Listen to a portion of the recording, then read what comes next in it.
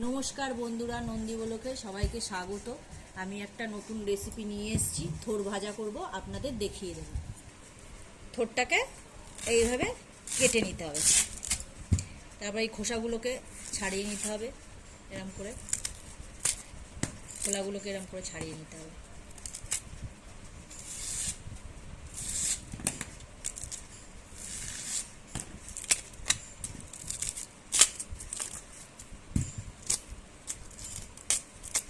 ছাড়ানো হয়ে গেছে।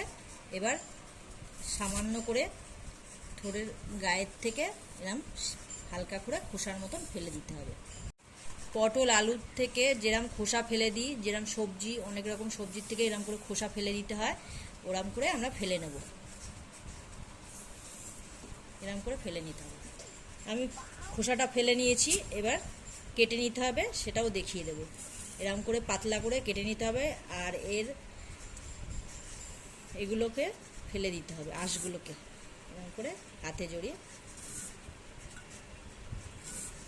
উঠে গেছে, এই আঁশগুলো ফেলে দিতে হবে। আর আমি সরু সরু করে ঝিরিঝিরি করে কুচিয়ে নেব।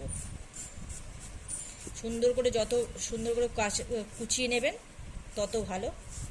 এরকম ঝিরিঝিরি করে কুচিয়ে নিতে হবে। আমি ঝিরিঝিরি করে কুচিয়ে নিয়েছি, এবার জলে দিয়ে দিতে হবে, তাহলে আর কালো ভাবটা হবে না। এইভাবে আমি সবকটা কুচিয়ে নেব, পুরো থোরটাকেই কুচিয়ে নেব। আমি থোরগুলোকে কুচিয়ে ধুয়ে নিয়েছি ভালো করে।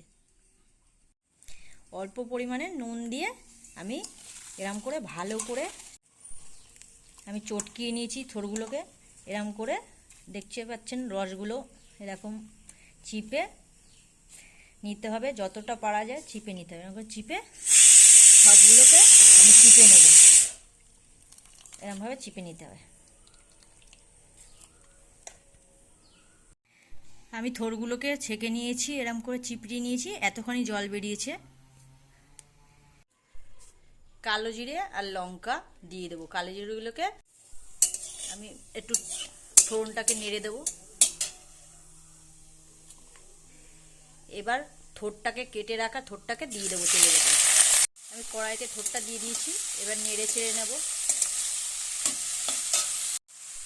1 চামচি হলুদ দিয়ে দেবো, ছোট চামচি। আমি আগেই নুন দিয়েছিলাম, ওই জন্য নুনটা দেবো না। হলুদ দিয়ে ভালো করে ভেজে নেব। আমার থোর ভাজাটা হচ্ছে। আমি যখন থোরটা কুচিয়ে রেখেছিলাম, তখন থোরটাকে চটকানোর সময় নুন দিয়েছিলাম, আপনাদের দেখিয়ে দিয়েছিলাম। সেই জন্যে আমি এখন ভাজার সময় নুন দেবো না, তাহলে নুন বেশি হয়ে যাবে। আমি এইভাবে ভেজে নেব। আমার ভাজা হয়ে গেছে, আমি চিনি দিয়ে দেবো। চিনি দিয়ে ভালো করে নেড়ে চেড়ে নামিয়ে নেব। আমার ভাজাটা হয়ে গেছে, আমি চারিদিক দিয়ে তুলে দিয়েছি, তেলটা ঝরে গেছে, এবার নামিয়ে নেব। আমি থোর ভাজাটাকে নামিয়ে নিচ্ছি। এইভাবে আপনারা থোর ভাজা করে খাবেন।